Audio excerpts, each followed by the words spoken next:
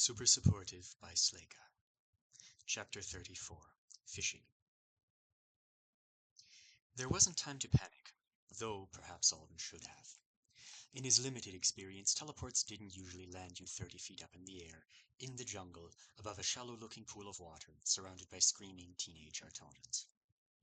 Alden dropped like a stone while the system flashed the words, "Assume diving posture" at him, like it thought he could just do that in an instant under these conditions.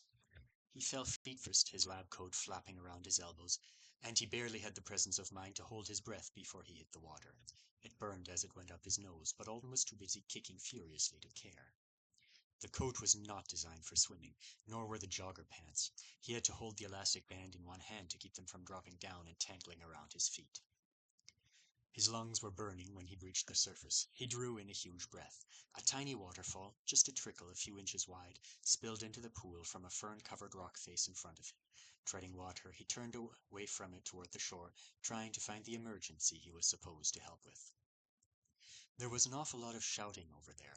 It was a confusing spectacle of Artonan teens running back and forth, yelling hysterically and waving their arms at him. There were about 10 of them. His targeting halo was glowing brightly over the only one who didn't seem to be panicking, though she was gesturing at him and calling something insistent. Isn't that the girl who made the macrame project out of animal skins on the first day? They'd met in the elevator, too. She was one of the ones Joe actually liked. Gel something. He started to swim towards her, but then the system translated what she was saying. "Alden Riebit! Get it! Get the beast behind you! Catch it!" Alden spun in the water, heart racing, looking for the beast. He expected to see something on the verge of attacking him. Instead, he saw a dark brown shape swimming away from him at an angle. He only managed to spot it because the water was so crystal clear. It was lightning fast. He didn't have a sense of its size because he wasn't actually sure how far away it was. The pool was deeper than it appeared, and he couldn't really make out the animal's shape before it darted down behind a rock. It seemed to have tentacles. Was it some kind of alien squid? A squid having a medical emergency? A student that had accidentally turned themselves into a squid? If he didn't catch them in time, would they be unable to revert? Calm down, you lunatic. You're not making any sense. You need more information. "What do you mean, catch it?" he shouted back at Gel Girl. "How am I supposed to do that?" She had one of the system access tablets, and she waved it at him. "Hurry! We can't let it digest too much!" Alden felt like digest was a very bad word in this context. Trying to keep his head, he asked, "What did it eat?" "Please don't say a person. Please don't say a person." 4 different teens, including the girl, Gel Nor. Right, that was her name, looked toward a boy lying on the shore. Alden hadn't even noticed him because he was being still and quiet.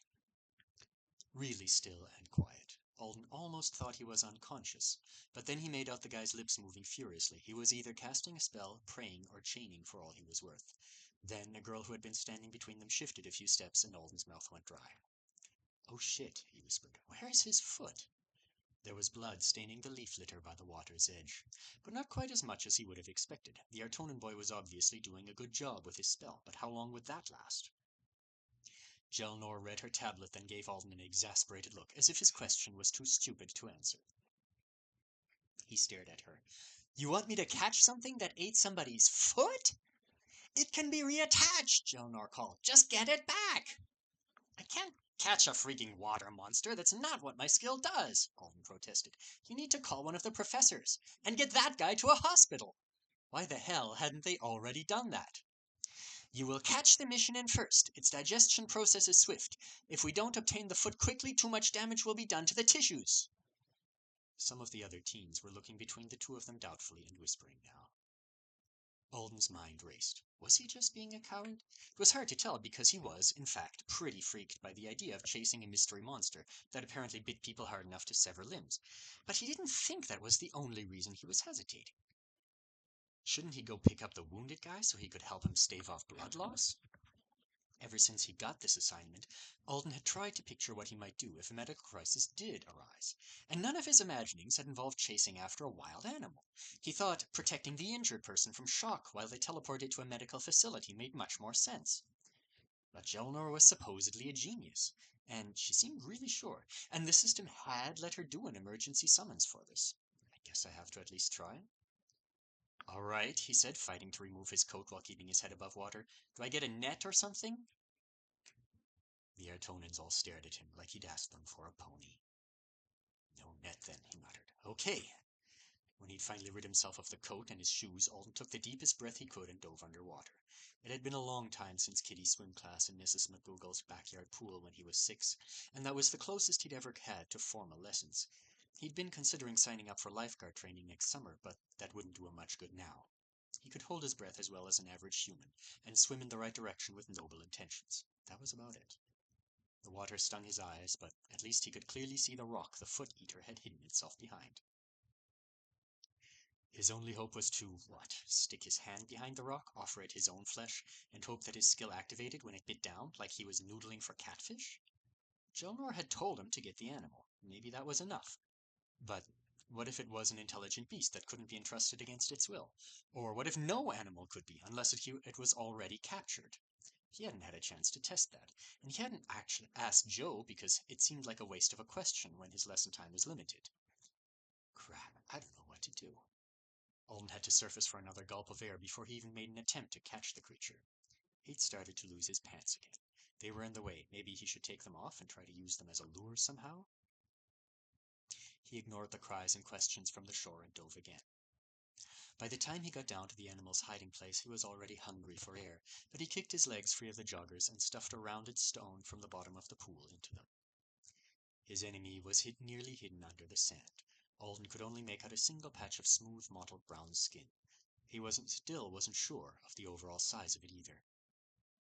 Big enough to bite off a foot. This is a bad idea. Shit, why is this my job? I can think of so many people who would be better than me. Heart pounding and lungs burning, Alden dropped his weighted pants on top of the mystery monster for a couple yards above and watched, ready to launch himself away at the first sign of attack. He already knew the thing was too fast in the water for him to catch. Since that was the case, he could only hope it was dumb and stubborn. If it was the kind of animal that would bite down and hold on, maybe there was a faint chance he could drag it back to shore. But no, it wasn't that kind of animal. The second the pants touched it, the creature shot away in a swirling cloud of sand. Panicking at the sudden movement, even though he'd been expecting it, Alden swam away as fast as he could, too.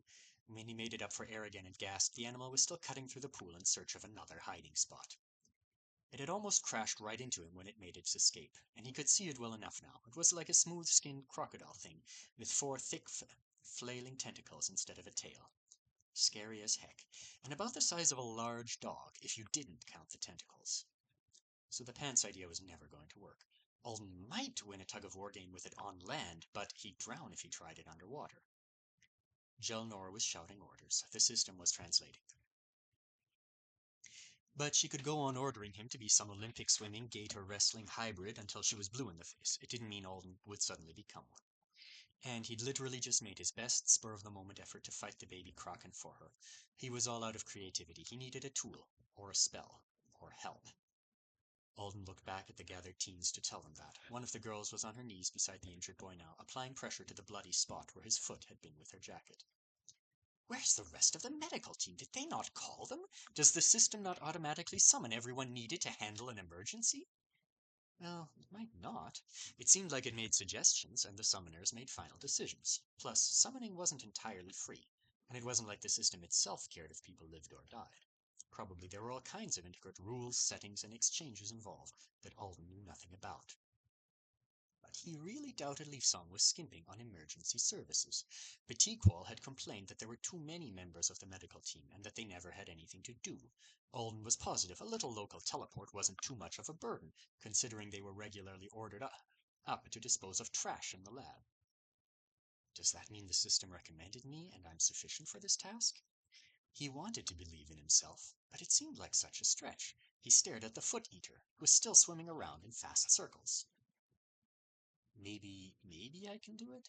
If I just get close enough to get a hand on it? He tried to rearrange his thinking. If he was here, there was something he could do. Perhaps this was a pivotal moment in his life as an avowed, and he was about to discover some exciting hidden facet of his power. Yeah, sure, that's likely. Then he spotted something familiar trailing along with the monster's tentacles. It was Gelnor's finished project from the lab. Alden was sure of it. The knotted pieces of skin she'd made had been woven into a sort of lasso with a matching bracelet after she returned it for her second lesson. It would assist her with summoning something somehow, though Alden had never gotten a clear notion of what that would look like.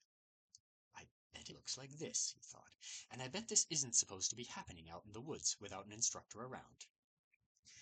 System, I don't understand my current assignment. Please clarify it, it responded without hesitation.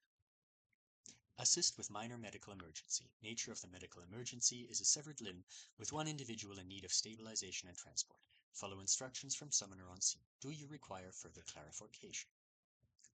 Alden treaded water. Gelnor and a couple of the others kept shouting at him, asking him why he wasn't capturing the croco squid and ordering him to get to work. He didn't like this. He thought what was happening was that Gelnor and her friends had summoned and tried to control this thing when they weren't supposed to. It had gone wrong. The system must have authorized an emergency teleport because someone was seriously injured and Alden's skill could stabilize the victim, but instead of using him that way, the examinees were hoping he could catch their mistake. Maybe they think they can dispose of it and fix everything before the school finds out? That seemed overly ambitious. Did they plan to reattach the hurt guy's foot all by themselves? Even if they could do that, there's no way they can hide the fact that I was summoned for an emergency. I'm working for the university. They yanked me away from the lab when I was on duty there. There has to be some kind of notification for the head of the medical team, at least. Possibly, if the monster was gone, and they could persuade Alden not to mention it, they thought they could say the accident had happened some other way? That sounded dumb. But maybe they were being dumb. Surely, even genius junior wizards could be scared and stupid sometimes. A guy had lost a limb, so it clearly hadn't been a good day for good decisions. Where does that leave me, though? Time is of the essence, Alden Riebit, Gelnor shouted. You must catch it right away! If time was of the essence, then this task wasn't just unreasonable. It was impossible. The only chance they had was if the monster decided to attack Alden and his skill actively. Fortunately for him, the beast didn't seem interested in doing that. Alden swam toward the shore. As soon as he started moving, the Artonans stopped yelling at him. Maybe they thought he had a plan. He did not. He knew he couldn't afford to piss off a bunch of wizards, even untrained ones who seemed to be about his own age, but someone here had to be logical. He climbed out of the water, and they all took a step back from him. Maybe he looked angry? He was only frustrated and nervous, and it wasn't like he could do anything to them anyway. Up close, he could see that the boy on the ground was gritting his teeth now. Someone had arranged colorful gemstones in a line on top of his chest, and the kneeling girl who was applying pressure to his wound was definitely casting something. Alden looked at Gelnor. He'd thought she wasn't panicking like the others when he first dropped in, but now he realized she was just holding it in a little better. Her hands were shaking. She was still wearing the macrame bracelet that matched her lasso around one wrist. I am not capable of catching that thing, he said, trying to keep his tone firm and calm. Not quickly. Maybe I could manage it eventually, if I had time to think up some kind of trap. But if you want to get your friend's foot back in a hurry, you have to summon someone else. She stared at a spot over his shoulder.